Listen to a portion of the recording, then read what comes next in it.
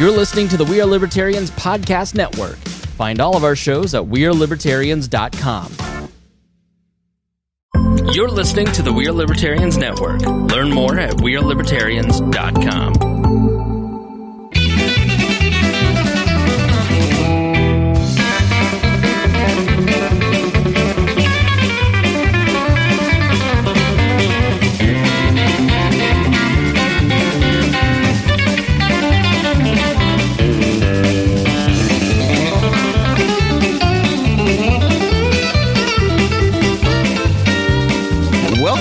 Hog of Liberty podcast. This is episode number 261 of East Central Indiana's favorite podcast. I'm Jeremiah Morell. Today I am joined by executive video producer, audio engineer Zach Burcham, my forever co-host Dakota Davis, and today's episode features Hunter. What's your last name? It's Kirk. Hunter Kirk. Jeremiah spent a weekend with Hunter at Mid-Ohio, right? Yes, the race, the most county park style motorsports course in all of North America. Jeremiah thought that he was too interesting to not have on the podcast, so here you are, and we're looking forward to it. We're going to be talking today about the Indy 11, the soccer team in Indianapolis is building a stadium. The DNR has made some changes, made some relaxed rules. Basically, they're taking away some rules that they had for DNR properties. And then we're going to give you a little update on the special session that we talked to Mr. Tom Saunders about. And at the very end, we're going to be telling Hunter why he should move to beautiful Henry County, Indiana, since he has the option. You'll notice that Hunter, when you hear him speak, he sounds like he's from Western North Carolina. Sounds like all of my dad's side of the family, who lives in Sparta, Tennessee. That's not too far from me. There we go. That's just south of Cookville. Yep. This show is about our lives in rural Indiana. We're here to push your boundaries and make you think as individuals.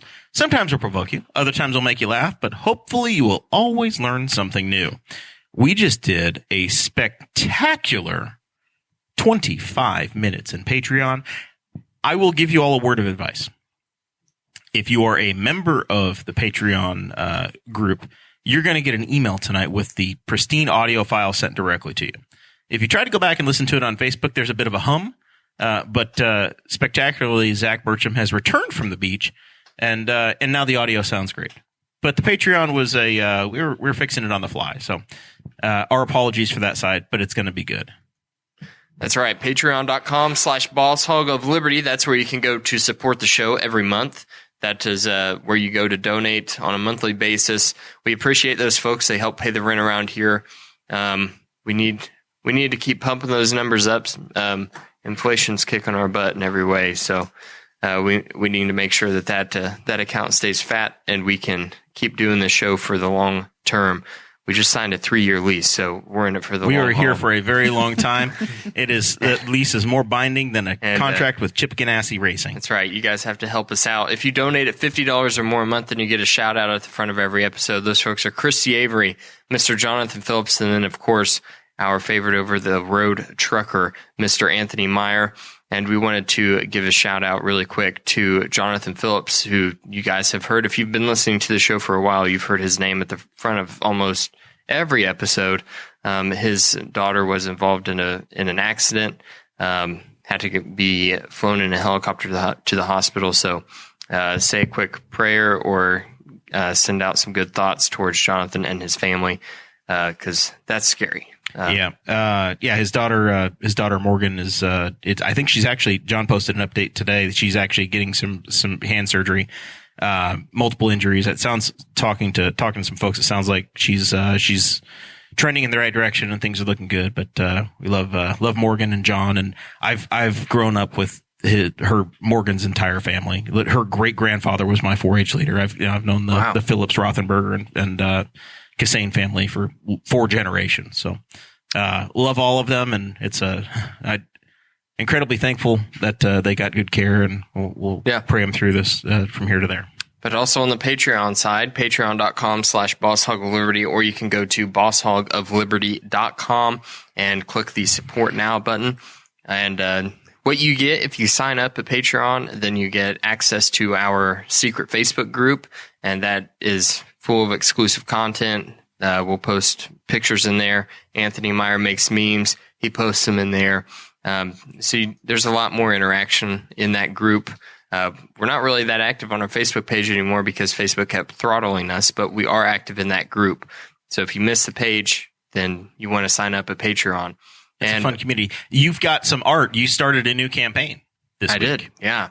Well, based on last week's episode, I am now running for the official pie taster for the Henry County 4-H Fair.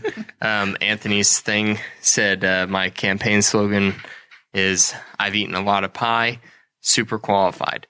So, yeah, that's good. And then we also post our show notes before every show, and that is so that you can follow along. We also include the links so that you can see where we pulled the information for the stories, and you can share those as well. And just makes it a little bit easier. And then also sometimes we just send you gifts in the mail. Yeah, just random, fun, unsolicited excitement. If you give your address on Patreon, that is. All right.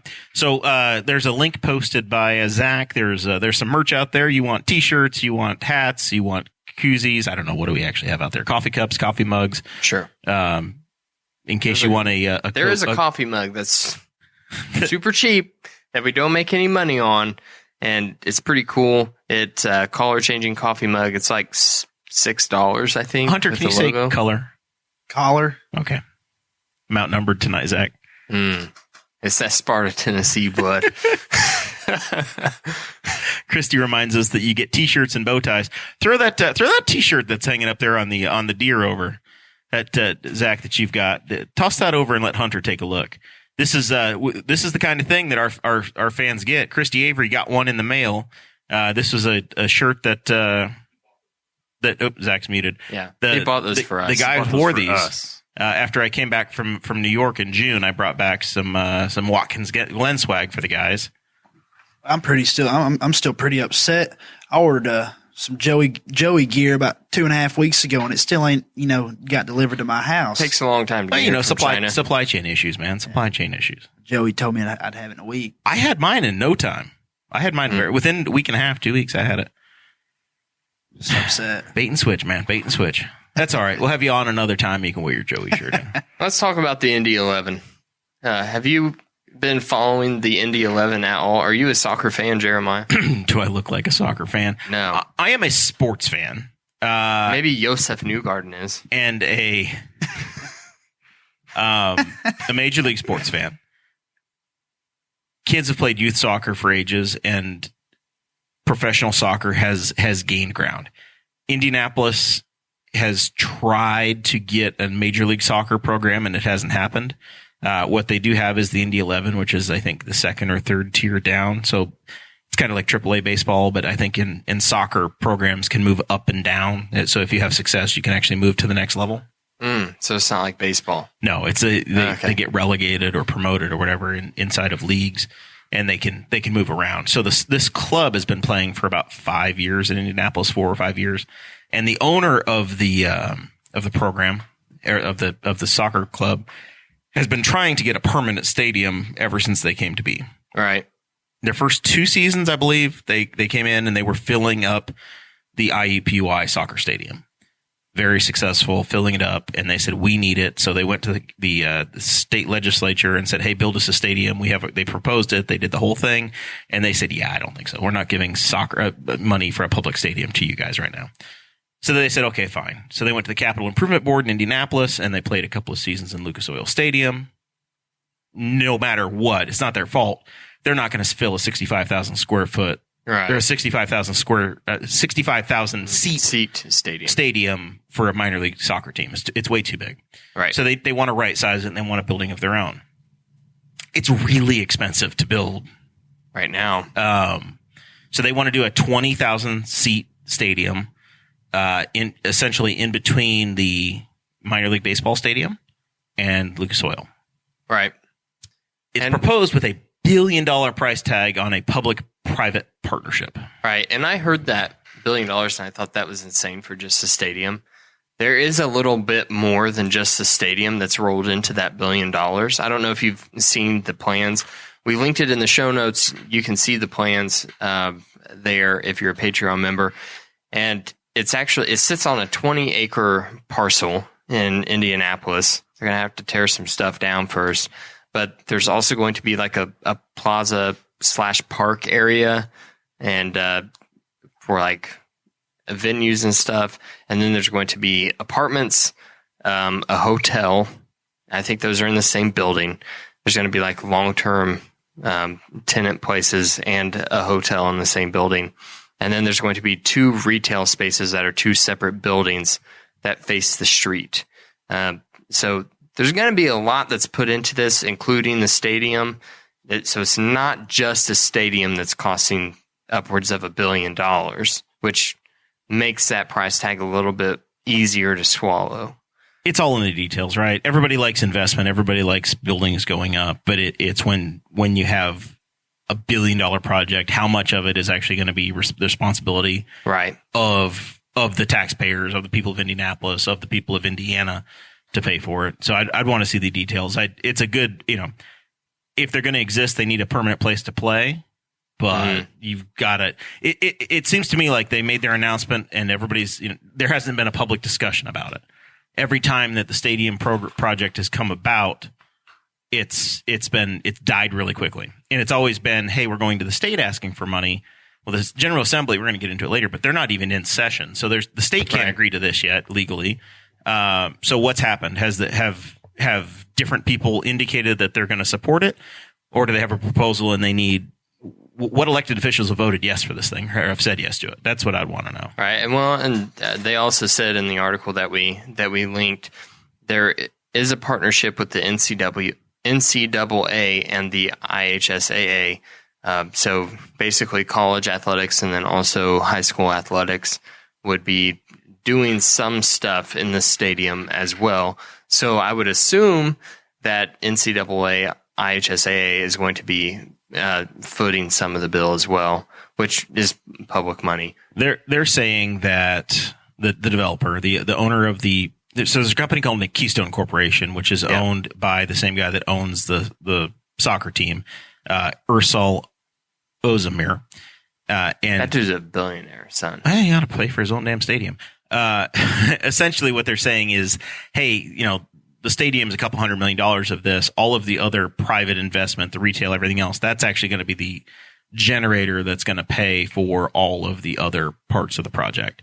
So you can't just build a stadium by itself, but if you lump all of this together, it's going to pay for it. I can see that. I can see that for sure. The only problem but if it's so sound, why doesn't he just develop the whole damn thing himself? Why do you need the city to get involved? Because he's got to hedge his bets, dude. Sure. The only thing I really hear is extra traffic, more construction. I've been up here. Well, wait a minute. Some of us are okay with orange barrels. I've been up here for a year and a half, and it's not one place in the state of Indiana you don't drive that you are not waiting behind construction, traffic. I mean, it's everywhere. You've always got to work on yourself, Hunter. Listen, man. The last time we were in Tennessee, in Nashville, which was last winter, that they had a light snow. And people were freaking out. They were closing like live shows. There was only one. They were like, maybe the pipes are going to freeze and burst. There was only 32 degrees outside. Nashville's a party city, and we went to a place where bachelor parties go, and there was only one key employee who showed up to do her job. Yeah, it's weird if it's not 65 or 70 degrees down there. They were freaking out. No businesses had their driveways plowed. I mean, pure chaos. I ain't never seen snow, but a handful of times, it was maybe half inch, but I remember this winter, I walked outside and there was like 8 or 10 inches of snow. And I was like, what the heck is going on? Like, I had no idea what to do. I had I didn't have a snow shovel. I didn't have winter clothes hardly. Because I moved up here in the winter. I'm like, what the heck's going on here? I didn't know this stuff happened up here. Yeah, you didn't have the access to a weather app to say, it gets pretty damn cold. It gets down close to zero. Yeah, you ever do any hunting down in Tennessee? Yeah. What kind of hunting? Coon hunting's my favorite. Of course it is. Yeah, we done a little deer hunting. Turkey hunting's kind of, not my style, but I'm a big deer hunter. I love coon hunting. You ever go squirrel hunting? I have. Do you have dogs? No, my best friend growing up in Tennessee, he actually inherited a lot of land, so we used his dogs and hunted on all his land. Coon hunting's pretty big here. I really thought you were going to tell me he inherited some coon hunting dogs. And maybe those dogs are pretty dang valuable. Yeah, coon hunting's definitely something I could probably do probably once a day for the rest of my life. Deer hunting a couple times a week, but I like fishing too. Been to Puerto Rico a couple times, go down there deep sea fishing, and that stuff gets pretty fun down there. Well, the DNR in Indiana, the state DNR, has made some changes to their rules for public land. I don't really agree with some of this stuff. It kind of takes the fun out of it. And, we didn't really talk about this in the show prep, but I happened to see it in the Courier Times today, and I have a funny story that deals with one of these rules, so I wanted to include it. But the first rule that they said that's changing, you can keep basically, if you go into the woods and you have a deer stand or a blind in those public woods, the DNR is going to let you keep it there now. And apparently, you were not able to do that in the past. So if you put up, you had to haul in your deer stand every time if you wanted one, or you had to shoot off the ground. Yeah. Was that the way things actually were going? See, whenever I was a young man, a teenager, a late teenager, my friend and I bought a ladder deer stand together. We also bought a little John boat together. But for the purpose of this story, we'll focus on the deer stand. And we put it out in the woods. Where's that? Hillsboro? Wilbur Wright? Wilbur Wright, here in Henry County. Wilbur Wright Fish and Recreational Area, yes. If you're Googling at home. And we hunted once. It was a buddy stand, deer stand, ladder stand, and we hunted once. Like most of your hobbies, you get real excited about it. You go buy the stuff, and then you go do it a long time in my youth. The problem is whenever you're 18 years old and you're trying to make something of yourself, you don't have a lot of leisure time that you think you have. You have kids, you realize you had a lot of leisure time. But anyway, we used it like once. I used it once. I don't know how much he used it, I should say. And then I went back in the spring and I thought, I'm going to do better this year. And so you just left it out in the woods all winter. Mm-hmm. Did you have any identifying markings on it that says this belongs to Dakota Davis? No, but we chained it and locked it. Okay. And which should be sufficient. There were other people that you weren't the only one. Stands out there. Correct. Shoot, I saw a climbing stand just chained to the base of a tree. So whatever. And I thought everything goes here. So I was like, I'm going to go do better. I'm going to squirrel hunt and I'm going to check on our stand and make sure it's good. And I went out there and the stand was gone. And I'm like, what happened? I know I'm at the right tree because here is my chain with the lock and it's been cut. It's been stolen. So I'm like, someone stole my freaking life. Like, the thing that was going through my head was, who steals a freaking tree stand out of the woods in the middle of the wintertime? That was insane to me. And then I read this story today in the Courier Times, and I thought, that makes so much sense. No one stole my deer stand. The DNR came out and took it. They said it's not allowed. And they said, here's my new free deer stand. Yeah, so thank God we didn't have any identifying marks. This belongs to Dakota Davis. If found, please call and send somewhere north of Q. Yeah.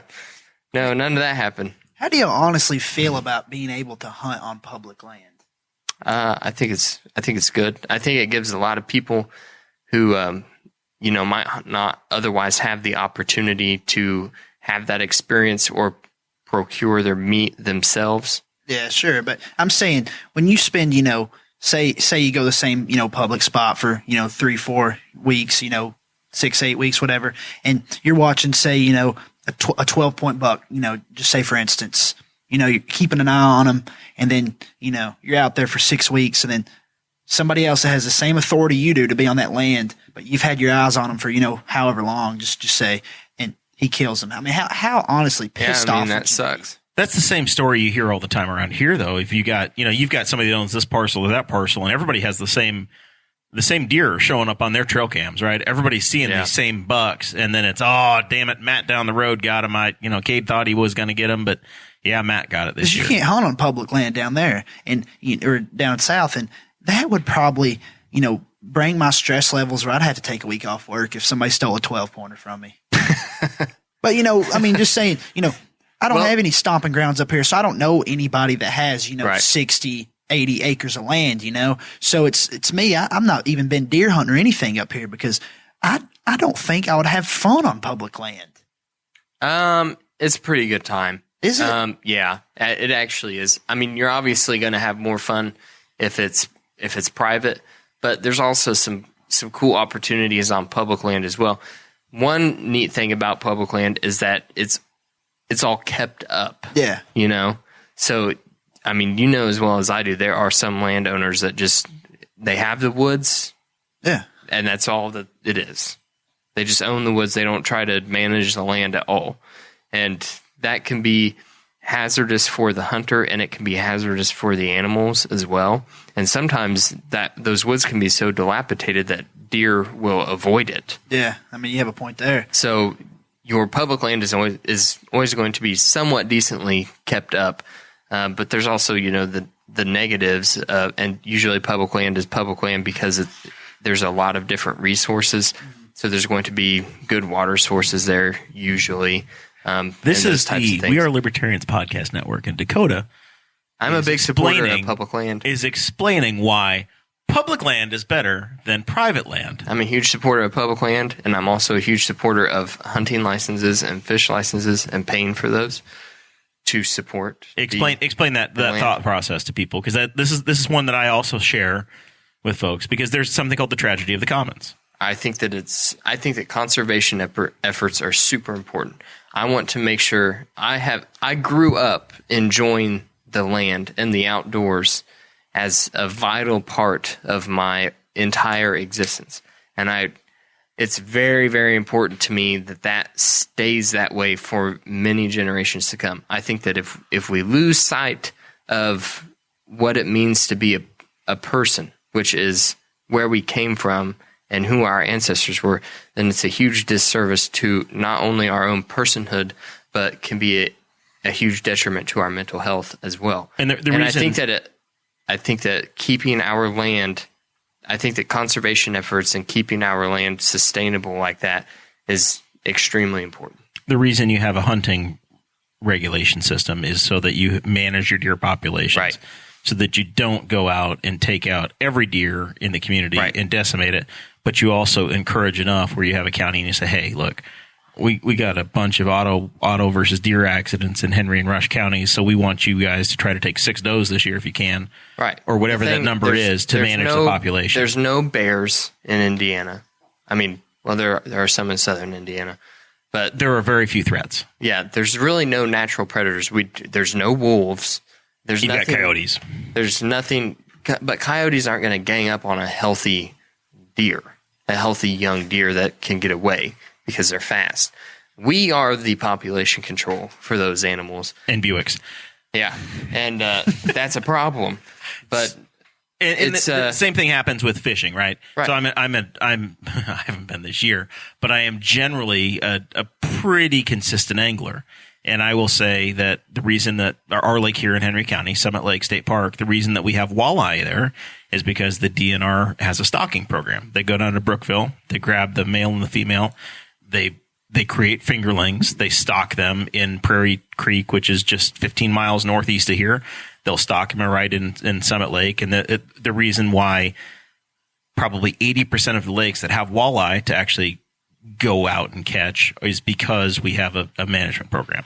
Correct. You ever ate walleye? Yeah, it was wonderful. It's my favorite. Oh, it's so good. Walleye and perch are both. There's actually both awesome. a little restaurant down in Acton or Wanamaker, Indiana. Mm-hmm. It's called Wheatley's. Man, it's so good. Little story, real quick. While we're talking about hunting, market hunting used to be such a problem. Market hunting is whenever, back in the day, people would hunt animals and you could sell them in open markets and you could sell every part of them. It became such a huge problem where people were just going out and trapping and shooting all of the animals that there was almost a mass extinction of white-tailed deer across basically this part of the United States, the Midwest.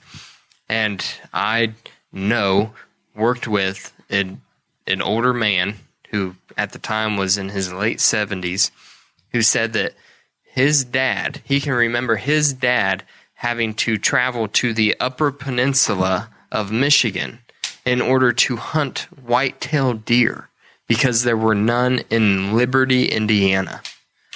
So in that man's lifetime, he's seen it go from, we can't hunt white-tailed deer to, oh my God, there's too many deer. And that was because of the regulations that were imposed to prohibit market hunting in the United States. That's basically because of FDR. FDR, the whole reason that we want to shoot a big buck is because FDR made it popular. Before, people were just trying to shoot does and anything. More people would shoot does because they taste better, in air quotes. They were for meat. They were for meat. Yeah. And FDR is the one who made it popular to try to shoot the biggest buck that you could find. And he did that purposefully because that big buck that you find is usually an older male.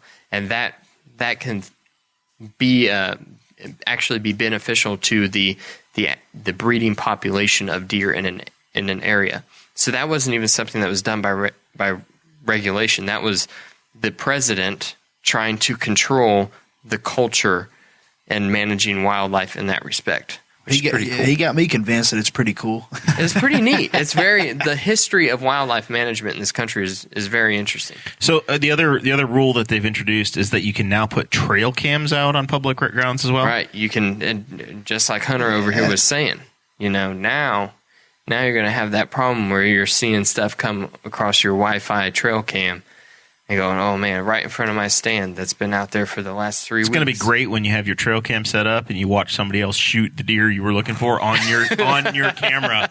You're going to have fantastic 720p of that 14-pointer dropping. And what makes it worse is they're using your ladder stand. and then you got video of it and God dang it, Cade, you just drug him out of there. The deer stops to look at your camera and then gets dropped because it got distracted by your camera. And it's also totally cool now to go harvest antler sheds. So you can go and hunt for antlers, which has always been kind of a big thing. I never realized that's that was not been illegal allowed as well. I guess not. The Courier-Times article said that it was updated this year and effective now. So they said that I skimmed this article and I was like, oh, DNR rules changed. I'm like, oh God, what are they doing to campers? I looked at it and like, nope, doesn't affect me. I'm moving on. I didn't care. Yeah. Didn't have a darn thing to do with the state park camping. I was set. And also, it didn't affect fishing. So I was there's a state park here in Henry County? Absolutely. Mm-hmm. Summit Lake. Yes. Nice. Summit Lake State Park is here in Henry We're going to get County. to that in a minute when we talk about the reasons for you to move here. Sure. Also, magnet fishing is allowed in public waters now. Treasure hunting, huh? Yeah. I don't have you. Do you guys have any interest in magnet fishing? I've never been. I've heard about it, but if I'm going fishing, I'm going to catch a fish. I'm going to go catch a bass. I ain't worried about Sandy losing something in the bottom of the water. Yeah. That's too far gone. The thing I don't care that much. I've thought about is like all the really valuable stuff that's down there isn't going to be picked up with a magnet. That's for the people that, you're at the beach and you see them using a metal detector, that's for those people. It's for somebody. It's not for me. I have watched some YouTube video, like occasionally you'll see I like watching them when they're magnet fishing in rivers in like Germany, and they'll pull out some pretty sweet World War II artifacts and stuff. Yeah. Then I can see it. I mean, Brookville Lake. I ain't never been, and I can't say I'll ever be, honestly. Didn't somebody pull like a 50 caliber rifle out of the Everglades in Florida not that long ago? Yep, that happened. I saw that YouTube video. People find they're actually cool YouTube videos of these guys that are doing it, but that has to be like 1 in 100. If you look under bridges, you'll see stuff all the time. And you see now in the fishing world, the downscan imaging, and this is one of those things that we probably could have had Devin Guffey on to talk about. But the imaging that you get off of a boat now, if you spend big money, not the $200 crappy Garmin that I have on my bass tracker, but there's full sonar, like full 360, side scan imaging, whatever. And hell, they just found a car last year in Geist where it went off. If you look near a bridge, you'll find cars down there. Yikes. Yeah. That's not good. I even heard your magnet there's fishing. an interview with IndyCar champ Brian Hunter Ray, and he does offshore like fishing, and his boat has air radar to detect birds, and they'll see a flock of birds and know that they're down near the water, that they're probably fishing. So he'll go follow the birds. I think it'll catch it like miles out. Look and see. I think it'll go like miles out. He's one of those guys that probably has a cumulative 1,000 horsepower of boat engine on his boat. But yeah, he talked about that. Like it'll see like swarms of birds and tell them, "Oh, go this direction," because they're probably looking for fish. Yeah, in 2020, there was a story posted that a 1987 Camaro that was reported stolen was pulled out of Geist Reservoir 32 years after it went down.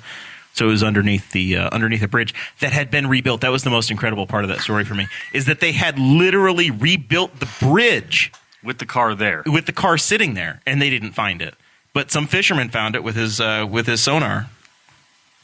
Wow. Insanity. I just don't have good luck to, find it. They saw it down there. The builders saw it down there. And they said, like, not touching this. Because they're like, because if they see it, then it shuts the job site down for 2 days while they investigate and make sure there's not a body in there. But I know that when I used to canoe as a kid, along, I don't know if it was what river we were going, but the Big Blue behind the old Walmart, you find shopping carts. I don't think I ever did the Big Blue, but I think it was probably like the White River or something down south.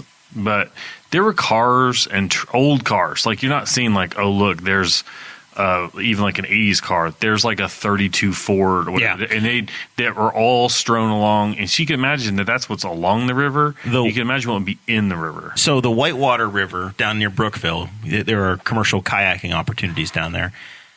I'm pretty sure that back in another era, they used junk cars for soil stabilization. So if you look down the bank, there were all of these old 30s, 40s, 50s cars, and they were just there to hold back dirt so that they didn't have erosion. It's a rusty car show. Yeah. Wow. Yeah. All right. So we will get through the special session. We're just giving a little update. There's nothing that's been finalized or nothing. No, they're basically this week. The Senate Republicans have said, "Hey, we're going to put 3 bills in place." Tom Saunders sat in the chair. Hunter's in 3 weeks ago, our retiring state representative, and maybe 4 weeks ago. And he said, I thought I was done, but they're trying to call us back. And there are 3 things they're going to deal with. They're going to have a bill regarding abortion because Roe versus Wade was withdrawn. They are going to discuss the reason that they had originally called the special session, which is a tax refund. The governor wants to give every taxpayer $200, $250? $225. So if you're a household married, Dakota, you'd get do the math there. What, $450? $450. And then there's also talk about, because it's become so unpopular in the last 60 days, Indiana not suspending their gas tax but reworking it so that there's a cap, because I don't think when they put this in 2017 they basically said, hey, we're going to rework the way we do gas taxes, and they never anticipated $5.50 a gallon Let's make gas. that a part of the Constitution. You want to put hard numbers in the Constitution? Just like Mitch did. For gas taxes. Yeah. I think it would like cut it in half or less than in half from what it currently is. I was irritated. Well, there's 3 different buckets to it, right? Like it's all in the details, because there's a federal tax, there is a use tax, and then there's a sales tax. So there are 3 different numbers inside of Indiana's gas tax. Yeah. What needs to get fixed? I was just irritated. I thought that the refund thing was like done. And I was like, I knew it wasn't physically done, but I knew the session was starting on like the 6th. And I was like, I hadn't heard anything about it yet. But I figured like I'll be back from vacation and there'll be a timeline on when that's going to start getting deposited. And they haven't even done it yet. No, they haven't agreed to anything. They've had 2 weeks to figure out whether or not they're going to do that or not. It's all going to get negotiated. And I'm starting to see trade groups are already starting to email people saying, hey, look, this is what they're talking about, but it's a legislative session. We can accomplish anything. We don't know what it's going to be. These are just the first round of ideas. And the Senate has their ideas, and the House has their ideas, and they're going to come together, and we'll see what happens. I filled up in North Carolina for $3.87, which was not a deal, but compared to Indiana, was a deal, and was especially compared to a deal. They're like, well, we need the money for roads, and again, I made the transition on 70 from Ohio into Indiana, and Stevie Wonder could tell when you crossed the straight line, because literally you cross the state line and instantaneously your car is getting rocked by horrible roads. I got back from mid-Ohio and I broke a leaf spring. As soon as I got into Wayne County, I broke a leaf spring on the camper, and I've spent the last 2.5 weeks putting it back together. Yeah, half of the time I'm running appointments in, different parts of the state, and, I'm going to say 2 or 3 times a week, I pull over on the side of the road because I think I have a flat tire. What do you think a flat tire is going to cost? What do you think a tire costs on a 2014 Mercedes? Well, what size rims you have on those? I ain't got to that point to even think about what all that stuff costs. His doesn't look like they're too awful. I'm probably 17s. Yeah, that's better than like 20s or 21s. But I heard all that foreign stuff's pretty expensive, but I ain't worried about that yet. But I'm worried about when are they going to fix these roads up here in this state? I bet your rims are cheaper. I bet your tires are cheaper than Chris Galt's on his 200. They work on it. Oh, Chris Galt. Chris Galt's a pretty good guy. I like him and his dad, Michael. Pretty good people.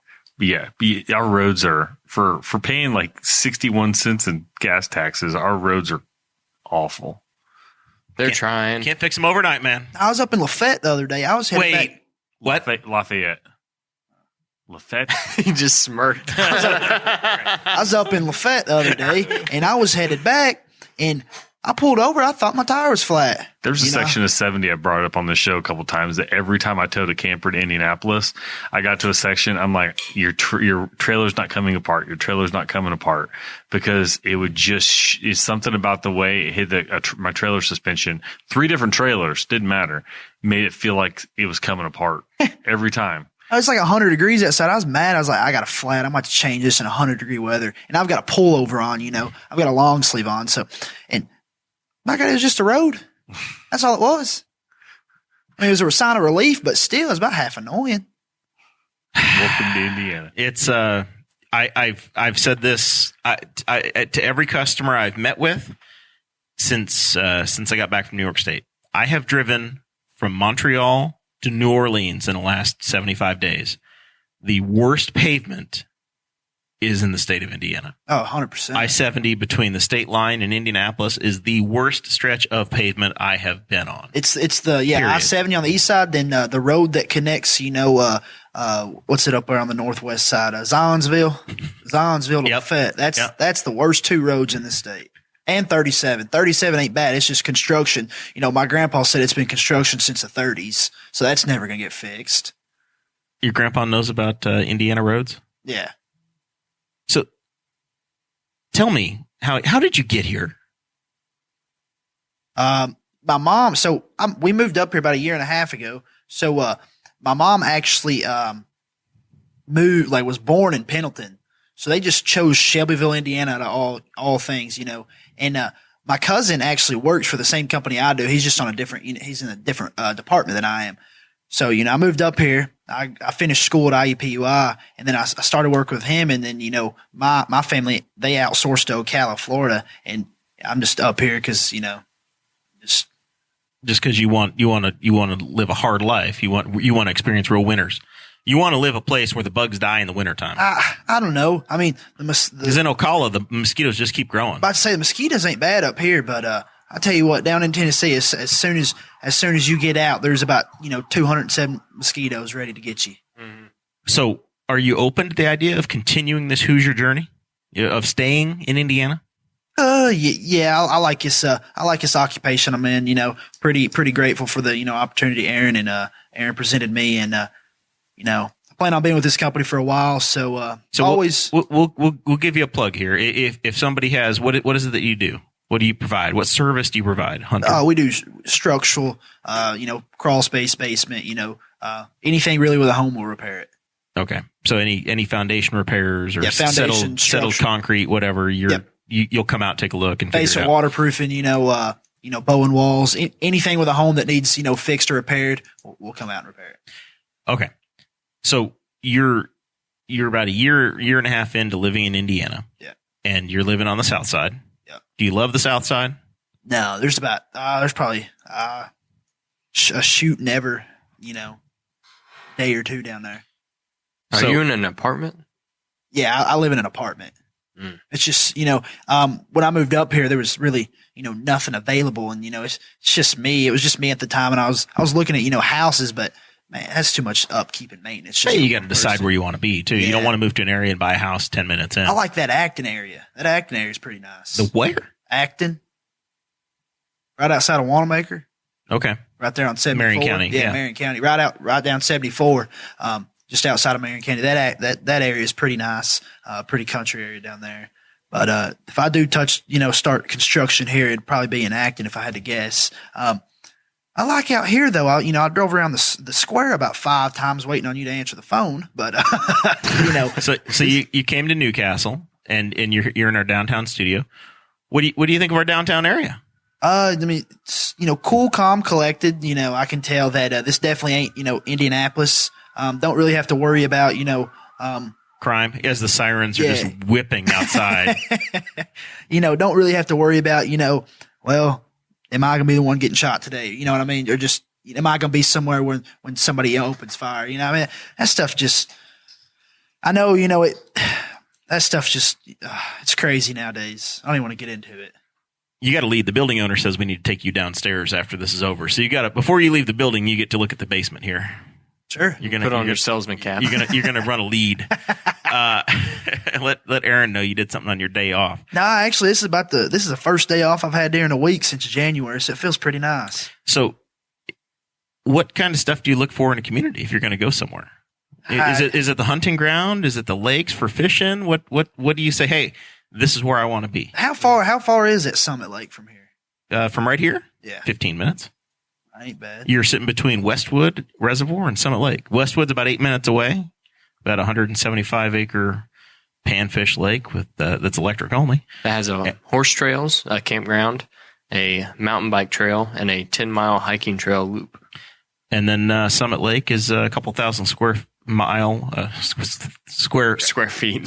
I've actually, for this occupation, I've been up, Newcastle, Richmond, all over the what place. was it called? Centerville, right outside of Richmond. Mm-hmm. Those people want to actually fix their home, not waste people's time. So, a good area up here to actually, for my occupation, I like it over here. Every time Richmond's an hour and 45 from my house, but every time I see that, the Carmel and Fisher areas I hate going to, but when I see Richmond, I'll drive an hour and 45 with a smile on my face. I'm ready to go.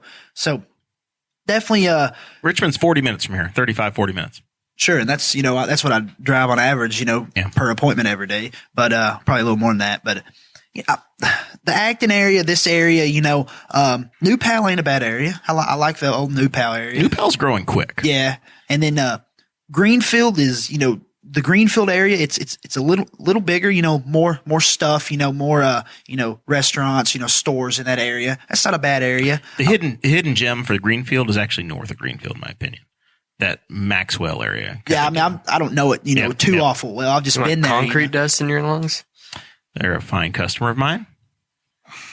But I looked at a house in Maxwell when I was gonna have to move, and I pulled up. The owner's car was there, and he had been at home all day. So he had parked it the night before, and this was the next evening. And there was concrete dust all over his car. I'm not advocating living in downtown Maxwell. I'm saying in that general area. He was just in the town. It's not like he was right next to the factory. I mean, what really made y'all choose Newcastle? So when I ran for county council, I said I live here on purpose, and I do. I was born in New York State, and there's 2 things. One, there's probably 3 things. The people are awesome. Really, really enjoy the folks that live here and the relationships you can have. I like the small town feel. And everything is super convenient, right? If I want to be downtown Indianapolis to watch a Colts game, on a Sunday, I can leave my house and I can be in my parking spot for a Colts game in 45 minutes. I don't know why you'd go downtown to watch a Colts game. Well, you're halfway to Cincinnati too. Yeah, if that's you live right. here, right? Cincinnati, so you can go watch your Bungles, and it's not too far from there either, right?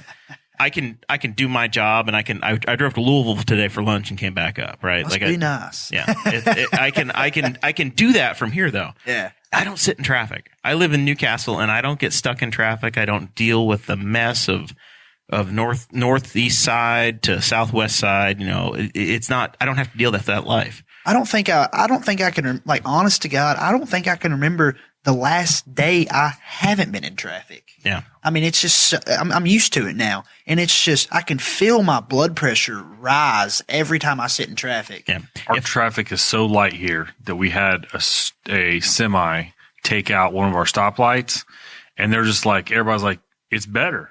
They made it into a 4-way stop, and everybody's just like, it's better. And the city might take down all of its actual streetlights, and there's some over here next to us on Broad Street that are state controlled. But the city has like 3 stoplights, and they're like, why do we still have these stoplights? They're not actually better. The stop signs are better. So that's how, like, the craziest traffic you get is, we're having a legitimate debate about, do we even need these stoplights anymore? Stoplights, they're like not even worth it. And yeah, so I mean, once in a while, if you're out, it's fun actually. If you're out in Newcastle, like during lunch, this is a town that actually gets out for lunch, and you're like, where are all these people coming from? It's just people out for lunch. But yeah, that's the worst you get, is like, oh man, it took me 7 minutes to get across town. I mean, what made you choose Newcastle? I was born here. I work in Indy, but I work on the east side, and then the commute's 40 miles and 40 minutes. It's all, and with the exception of once in a while there's a wreck, yeah, it's all 70. I like it. I like the fact that I tell people, I get that you could probably get to some neighborhoods, but like, just knowing people, just like, oh, you need a plumber? I know a plumber. I don't know a plumber from calling a plumber. I just know a guy who's a plumber, and I know a guy who's an electrician. I know, like, you just know people, and you know they're not going to mess you over. You have a Rolodex of a network that you develop instantaneously. And it's just like, it's because I know, like, the guy I know who's a plumber, I run with him. He's a runner, I'm a runner.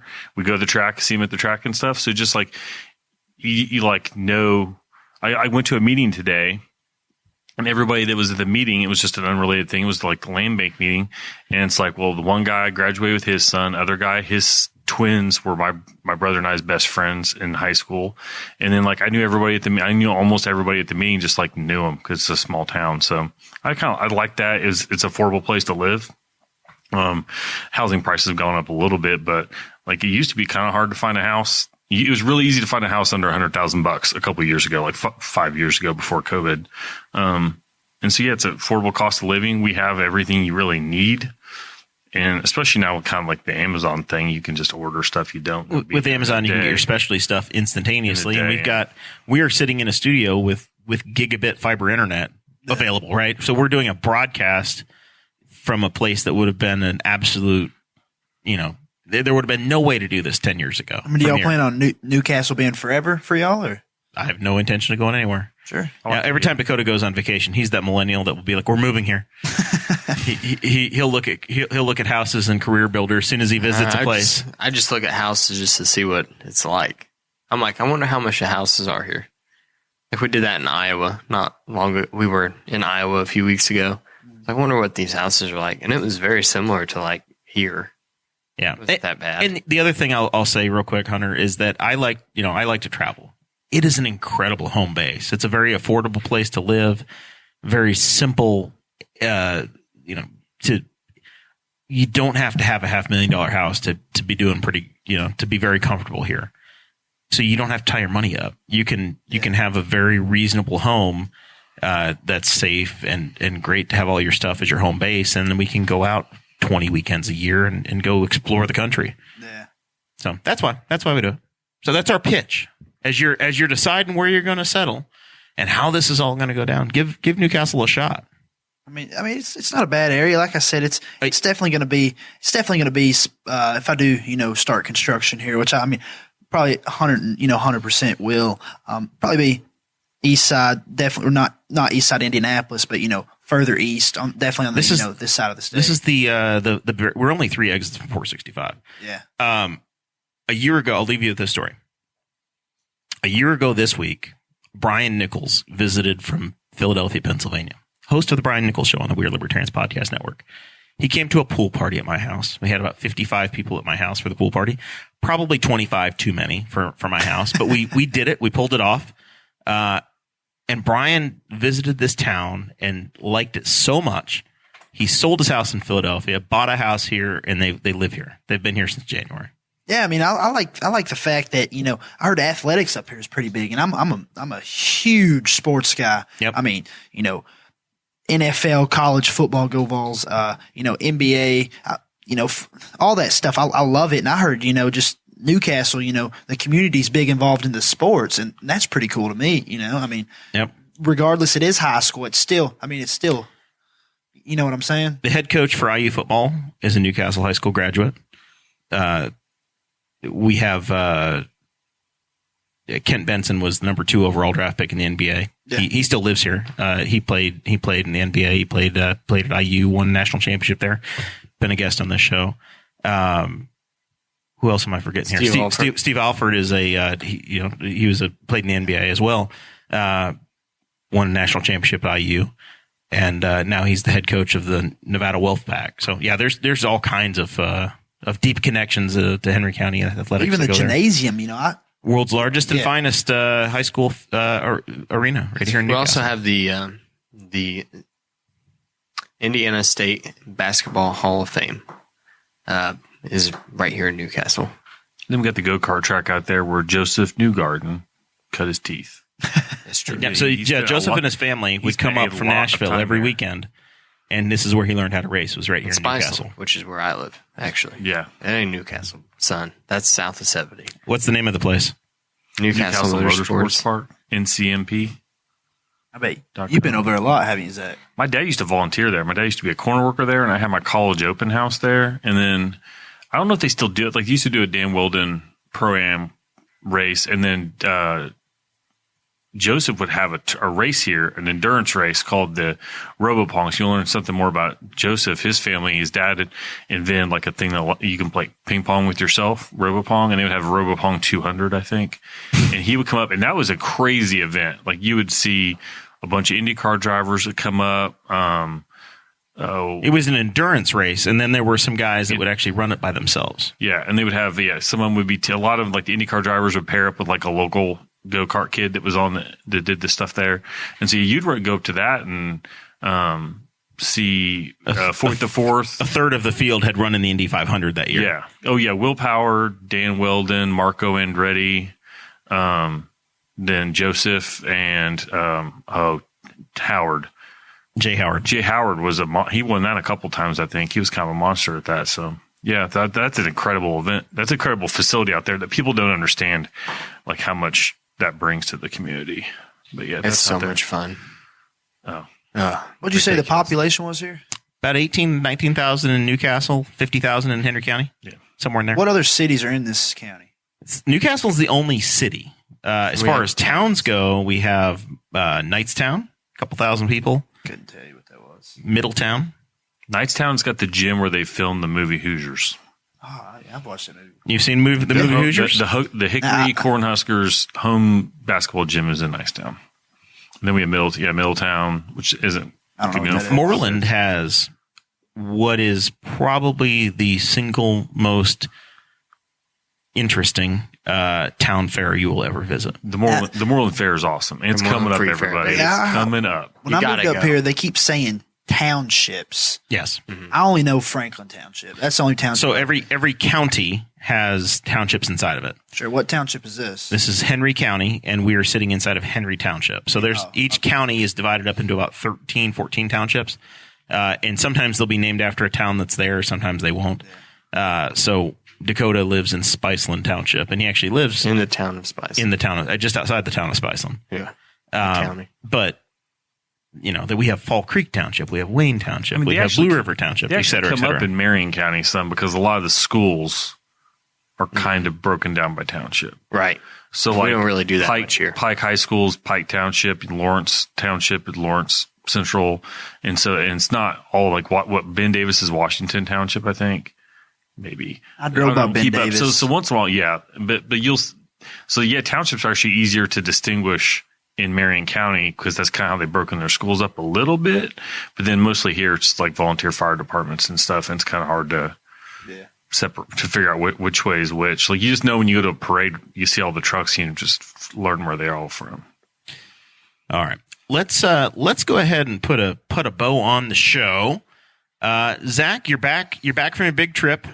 You got any final thoughts for us? Any reports from the sea? No, had a good week. It was my 39th week at where I go, and it was great. Ate a lot of seafood, spent a lot of time on the beach. My kids managed to get me sunburnt the last day.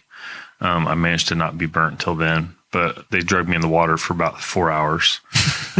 So I couldn't get back. I literally couldn't get back in. Did you get sunburnt and they didn't? They didn't, because they were taking shifts. So one of them would go in and then leave me out there. And my youngest was like, "You doing all right, Dad?" I'm like, "Yeah, I'm real tired, buddy." He's like, "Okay," and he just jumped back into another wave. And like the surf is just enough at where we go. It's not like the Gulf. It's rough. You can lose a kid. Like we lost 3 pair of goggles. They just get knocked off a kid's head and just disappear. And one day, literally, if you just would let yourself float in the water, you would go probably like 100 yards in probably like 90 seconds down the beach. So you had to stay out there to keep an eye on the kids. But they had a good time. And so it was, if they get swept out to sea, they would have a story to tell. Yeah, eventually. And there've been some like shark sightings recently. I saw a stingray with my drone. That was my favorite thing to do every day, is I broke the drone out and got some killer shots, and played around. So it was a good vacation. I literally just like moved to Ohio, rolled it right into that. I was only home for like 60 hours between the two. And so one other thing we have here is that this is the birthplace of Wilbur Wright, who discovered, he's the first. He and his brother Orville were the first in flight. They built the first airplane and flew the first airplane. Kitty Hawk, North Carolina is not far. Do y'all ever go to Kitty Hawk and check that out? Kitty Hawk. That would be like, I would go. In my first year I went, I'd be like, I got to check out Kitty Hawk.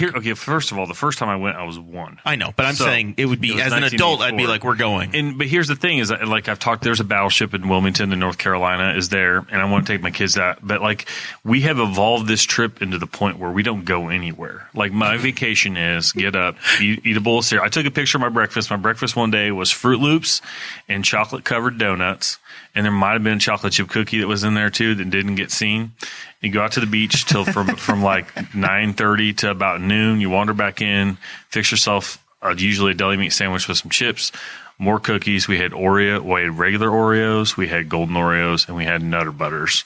It's golden Oreos. Golden Oreo. I'll tell you what, you really get two regular Oreo and a Nutter Butter. Eat them at the same time. You got peanut butter chocolate. That's some jam. I was on vacation. You and I vacation completely differently, because when I go on vacation, I've got a base camp, and then I will drive 2 hours each way on day trips from there. So I'm seeing the country, and you're like, sit my ass on the beach. And then we're right back out to the beach until like usually 3:30 or 4, depending on where we're going to eat, because we got to eat every night. We didn't fix any meals in the house. And so we used to, like on Tuesdays when my parents, when I was a kid, my parents would go into Wilmington. We might go with them. We might go do the battleship. There was a spot called the Pilot House that we'd always eat lunch and stuff. And at a certain point, we're just like, man, it'd be fun to be on the beach right now. And so we just don't go anywhere but the beach, except to like if it rains, you go shopping, and there's like 5 local stores. This place used to be called Mayberry by the Sea, was this nickname when I was a kid. The population of this island was 10,000 people. Of actual people, it was 100,000 in the summer, with tourists and stuff coming out. It's probably more than that. They've really developed it a lot. But still just single family dwellings for the most part. So yeah, we don't go anywhere. If I want to get my kids to the battleship, I'm going to start showing up a day or two early, and I'll get them to do that stuff while we're there. But before we get on to the island, we don't go anywhere. It's like my vacations are the same as my state park trips. When we go camping or we go to Mid-Ohio, when we went to Mid-Ohio, I never leave. On Thursday, I never left the property. I was exactly we went the to Prophetstown State Park, I never left the property. And my wife will always leave the property because she will find a Walmart. But my goal on Topsail, except to go to some restaurants that are off the island nearby in Sneads Ferry, I don't leave the area. That's my goal. I do nothing. Hunter, are you a vacation roamer or a vacation planter? What do you mean by that? Do you do day trips on your vacation, or do you you're on vacation and I'm going to sit in my beach chair? That's where I want to be. Actually, I'm kind of burnt out of vacations right now. I mean, I'm burnt out of the beach. Going to the beach don't even sound fun to me. it's the same stuff every time. But me and Alexis, we're gonna hit the Grand Canyon this, probably October. I want to do stuff like that right now. I don't have kids or anything like that. Yeah, maybe one day if I have kids, maybe going to the beach would be fun again. But for now, anything to do with the ocean, water, stuff like that, it's just so typical. No offense. No offense. When I go on other trips, I usually will be somewhere and go out and around. Like we go to Tennessee, and I'll take the camper and I'll be running around all day. This vacation is not that vacation. And it's not me and 4 people. It's us. You've got 15, 16 people. Well, we had 5 houses. So it was us. God. There were 7 in our house. The Waldens were there. Councilman Jerry Walden was there, and he had his grandkids there. And so there were 8 in his house, another 8 in another house. So I bet we had probably 25 or 30 people. Some of them I don't see except for there. They live in North Carolina. So I'd sit down and just chat up some people I don't get to talk to. We solve all the world's problems. So yeah, when I go to Puerto Rico, for instance, I hit the whole island because I stay in a different hostel every single night. I don't stay in hotels. I stay in hostels. It was a little weird when I first started doing it. I'm sleeping in a room with, somebody from Oregon and somebody from, Bulgaria. I don't even know who they are. Yep. And, but it's like $4 a night. So you hit the deep sea fishing, all that stuff costs a lot down there because it is, touristy. Yeah, that's their big thing, but you can find reasonable accommodations. But it's, you stay in a place for $4 a night. Plane tickets are dirt cheap to go. Round trip tickets are dirt cheap to go there and back. It's, you save money on the tickets, and the hostels and the, food's cheap down there. But it's all the touristy, activities is what, takes up a bunch of portion of that. So I never stay in the same spot when I go on vacation. I kind of planned it out where I'm hitting, 6, 7 different cities, within wherever I'm going. Yep. I think you and I are pretty similar. Where it's road trip mode. You've got just crazy numbers of map dots on the vacation. Zach, is there anything else in your final thoughts before we wrap up? Nope. All right, Hunter. I hope you've enjoyed it. Yeah, I've had a good time. I mean, I'm just glad you asked me to be a part of it. This is my first podcast. I've watched podcasts before. Jocko. Some Joey Molineros, and some podcast Joe Burrows and stuff. I know what company you work for. I wore my Jocko Willink shirt for you. Yeah, Jocko's a big part of IFS. This is one of his shirts. Yeah, I wore it just for you. Jocko's sometimes I'll head to an appointments list some Jocko Wheeling, and I'm ready to rip my steering wheel off. He gets me fired up. But I've had a good time. Laugh. Anytime you're sitting around talking with some cool guys, laughing is a pretty good time. And definitely hope to be back sometime. But other than that, anything to promote? How do people reach out if they want to say, hey, Hunter, I need you to look in my crawl space and figure this out? How do they hit you up? How do you want people contacting you? You can contact me on my work phone at actually 765-577-9846. Anything to do with moisture in the basement, bowing walls, settled concrete, foundation issues, crawl space issues, or if you even want me to come out and do a general evaluation, I'll come out and check everything for you, if you're noticing issues or something like that. Or you can reach me at hunter.kirk. That's KIRK at indianafoundation.com. I'd be more than grateful to, get in touch with you and find out a time that, is convenient for the both of us, and we'll go from there. And you've got a special coupon code if they show a picture of you and Joseph Newgarden together, 5% off. 10% off. There you go. Coming out of Ewert's cut. It's coming right out of Ewert's money. I hope Aaron didn't hear that. I hope he did. D Squared, you said you got a story to tell. Yeah, I have a little story to tell. So I listened to a podcast. We were just talking about these. This guy was actually on Jocko's podcast. His name is Andrew Huberman. So I've been listening to Andrew Huberman's podcast for a long time. He is a neuroscientist at Stanford University, a tenured professor there. Ooh. And it's a really good podcast. He covers all kinds of topics, and he does really deep dives into things. Sometimes he'll have guest experts on. He did a really deep dive podcast into basically sleep, and it was a pretty good one. And he outlined his sleep cocktail. So basically, supplements to take and things to do before going to sleep. And they were kind of obvious things. One of them was like, obviously, you don't want to drink caffeine after 2 p.m. I was going to say, whatever. 2 p.m. Come Yeah. on. Half pot of coffee, a bowl of Cheerios, and then just hit the sack. And so he, one of his Lucky recommendations, Charms, which you I think. did last night, was I followed all of these. My goal was follow these recommendations and then also take these sleep supplements and see how it goes. Just see what happens. And so no caffeine, usually around 2:30 to 3, I will drink a small cup of coffee, like an actual 8-ounce cup of coffee, and to power through the rest of the evening. I'd skipped that. Audrey made like a sausage gnocchi thing, and one of his recommendations is eat your carb-heavy meal in the evening for dinner, because carbs help release serotonin, which also helps drive melatonin in the brain. And then also look at the sun before you head in the evening. So if you want to look at the sun setting, that helps your brain. Mentally tell yourself it's time to be done. Mm-hmm. All right. So do you have a sleep score? Is this where this is going? Yeah, and I'm going to get to that. And then these are the supplements, which is magnesium, theanine, apigenin, glycine, GABA. Did you forget the snake oil? You're supposed to take some snake oil too. These are all just those supplements. And then I also took like a half of a gram of melatonin, which is I found a supplement that has all these things in it, and Okay. it also includes the melatonin.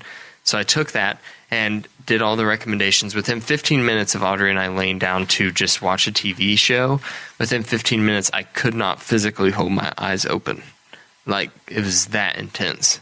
She's like, do you want to change it? And I'm like trying to force my eyes open. So do you have a sleep score? Do you have a Fitbit sleep score? Do you have No. I didn't track it or nothing. I don't wear a fitness tracker anymore. Because I just lived life, and I had an 83 the night before, and then last night I had myself an 87. This would have been 108.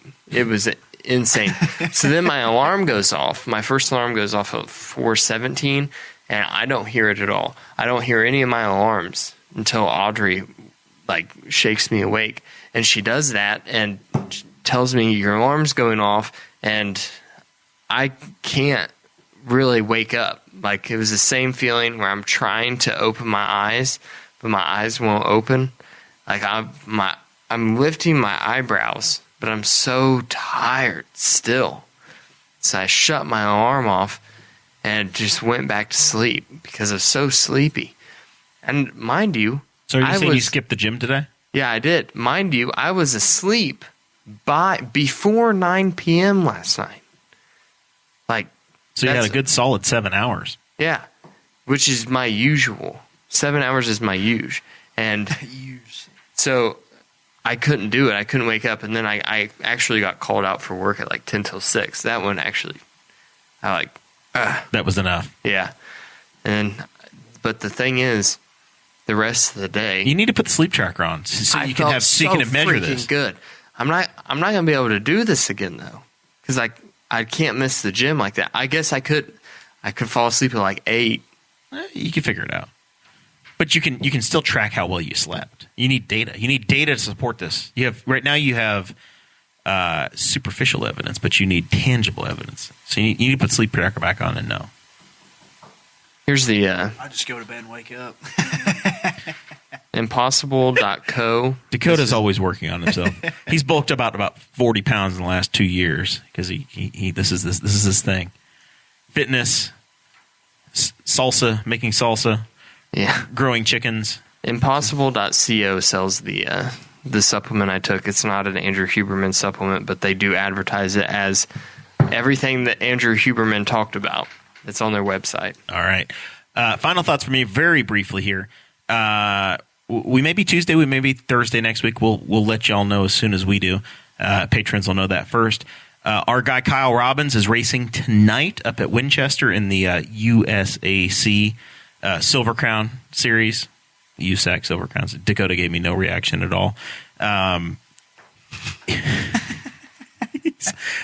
had a really good I'm not car going to react to qualifying. you making fun of me. That's the premise of the show. Fresh engine in his Beast. and hoping for big things. So on the pavement, the high banks over in Winchester. We always like support Kyle. So good luck tonight. If we didn't have a show tonight, I'd be in the grandstands in Winchester. With that, we will see you all next week.